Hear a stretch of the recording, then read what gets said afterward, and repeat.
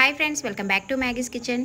ఈరోజు వీడియోలో వినాయక చవితి స్పెషల్గా గణనాథుడికి ఎంతో ఇష్టమైన పాల తాలికల రెసిపీని మీతో షేర్ చేయాలనుకుంటున్నాను. పాల తాలికల రెసిపీని చేసేటప్పుడు కొలతల్ని చాలా కరెక్ట్గా చూసుకోవాలి. అండ్ దీనిని బెల్లంతో చేస్తాం కాబట్టి పాలు విరగకుండా కూడా పర్ఫెక్ట్గా చేసుకోగలగాలి. ఈ కమ్మని పాల తాలికల రెసిపీని ఈజీగా ఎలా చేసుకోవాలో చూద్దాం రండి. ముందైతే స్టవ్ మీద ఒక ప్యాన్ పెట్టుకొని ఇందులోకి 1 కప్పు వరకు నీళ్ళని తీసుకోండి. అలాగే నీళ్ళలోకి 1 పావు టీ స్పూన్ ఉప్పు, 1 టేబుల్ స్పూన్ నెయ్యి వేసి నెయ్యిని నీళ్ళలో కరిగేంత వరకు ఒకసారి కలిపేసుకోవాలి. ఇలా నెయ్యి కరిగిపోయినాక ఇప్పుడు ఇందులోకి 1 కప్పు నీళ్ళకి 1 కప్పు వరకు బియ్యం పిండిని వేసుకోవాలండి. ఇక్కడ నేను పొడి బియ్యం పిండిని తీసుకుంటున్నాను. మీరు కావాలనుకుంటే తడి బియ్యం పిండి అయినా తీసుకోవచ్చు. పిండి మొత్తం ఇలా నీళ్ళలో కలిసిపోయేంత వరకు ఒకసారి బాగా కలుపుకోవాలి. ఇలా నీళ్ళని పిండి మొత్తం అబ్జర్వ్ చేసేసుకున్నాక ఇప్పుడు స్టవ్ ఆఫ్ చేసేసుకొని మూత పెట్టి ఒక 3-4 నిమిషాల పాటు చల్లారనిచ్చుకోవాలి. ఇలా ఇది పూర్తిగా చల్లారిపోయినాక ఇప్పుడు చేతితోటి ఇది చపాతీ ముద్దలాగా బాగా నీట్ చేసుకోవాలండి. ఇలా పిండిని బాగా నీట్ చేసుకున్నాక ఇప్పుడు ఇందులో నుంచి కొద్దిగా పిండి ముద్దలు తీసుకొని ఇలా పాల తాలికల్ని చేసుకోవాలి. ఇక్కడ వీడియో క్లిప్లో చూపించిన విధంగా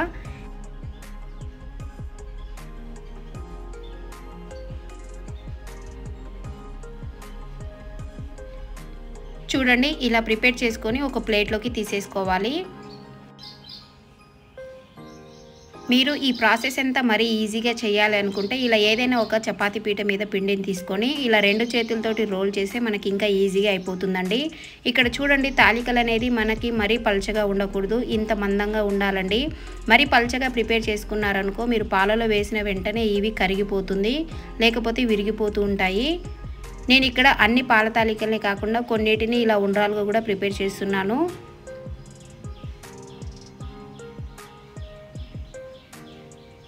ఇలా ప్రిపేర్ చేసుకున్న వాటన్నిటిని ఒక ప్లేట్లోకి తీసుకోవాలి. అలాగే కమ్మని ఉండ్రాల పాయసాన్ని ఈజీగా ఎలా చేసుకోవాలో ఆల్రెడీ మన ఛానల్లో పోస్ట్ చేశానండి. కొత్తగా మన ఛానల్ని ఎవరైనా చూస్తున్న వారు ఉంటే వెళ్ళి చెక్ చేసి చూడండి. ఇలా పాల తాలికలన్నీ ప్రిపేర్ చేసి రెడీగా ప్లేట్లోకి పెట్టుకున్నాక ఇలా లాస్ట్లో కొద్దిగా పిండి ముద్దని మిగిలించుకోవాలి. ఇప్పుడు ఈ పిండి ముద్దని ఒక గిన్నెలోకి వేసి ఇందులోకి కొద్దిగా నీళ్లు పోసుకొని చేతితోటి ఇదంతా బాగా కలుపుకోవాలండి, ఉండలు లేకుండా.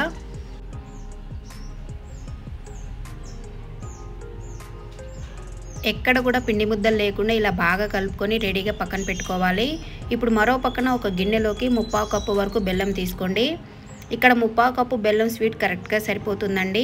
ఇప్పుడు ఇందులోకి 1/2 కప్పు వరకు నీళ్లు పోసి ఈ బెల్లాన్ని కలుపుకుంటూ బాగా కరిగించుకోవాలి.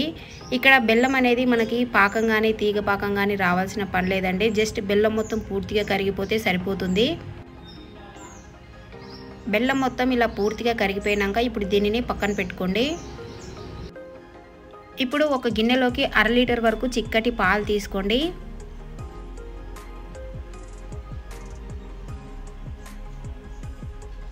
ఈ పాలని కలుపుకుంటూ పొంగించుకోవాలండి. పైన మీగడ కట్టకుండా ఇలా కలుపుకుంటూ ఒక పొంగు రానివ్వాలి. ఇలా ఒకసారి పొంగినాక ఇప్పుడు ఇందులోకి మనం రెడీ చేసి పెట్టుకున్న పాల తాలికల్ని అలాగే ఉండ్రాలని నిదానంగా వేసుకోవాలి.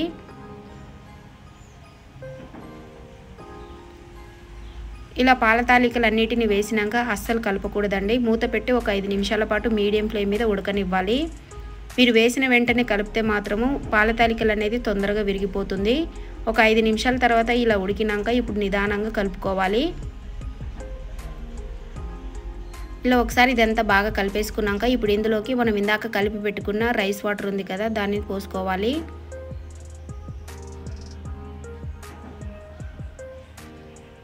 ఇప్పుడు నిదానంగా మరొకసారి కలుపుకోండి. ఇప్పుడు ఫ్లేమ్ని సిమ్లో పెట్టుకొని ఇందాక మనం కరిగించి పెట్టుకున్న బెల్లం నీళ్ళని ఇలా స్టెయినర్ తోటి వడకట్టేసుకోవాలి. ఇక్కడ బెల్లం నీళ్ళు అనేది పూర్తిగా చల్లారిపోయి ఉండాలండి, వేడిగా అస్సలు ఉండకూడదు. అప్పుడే మీకు పాలు అనేది విరిగిపోకుండా ఉంటుంది. ఇలా బెల్లం నీళ్ళు పోసుకున్నాక స్లోగా ఒకసారి కలిపేసుకోండి.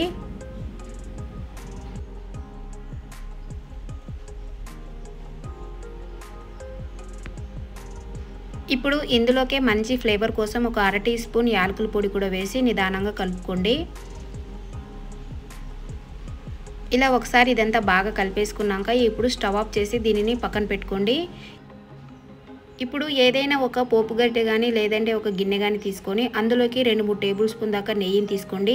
నెయ్యి కరిగినాక ఇందులోకి మీకు నచ్చిన డ్రై ఫ్రూట్స్ని వేసుకొని ఫ్రై చేసుకోండి.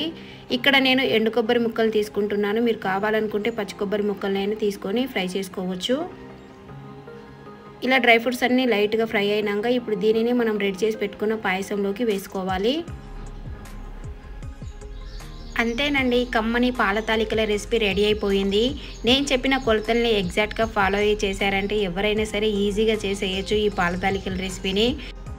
మరి మీరు కూడా తప్పకుండా ఇంట్లో ట్రై చేసి వినాయకునికి నైవేద్యంగా సమర్పించండి. మరి వీడియో నచ్చితే ప్లీజ్ లైక్ చేయండి, షేర్ చేయండి. మరిన్ని టేస్టీ అండ్ సింపుల్ రెసిపీస్ కోసం మన ఛానల్ని సబ్స్క్రైబ్ చేసుకొని పక్కనే ఉన్న బెల్ ఐకాన్ని యాక్టివేట్ చేసుకోండి. Thank you for watching.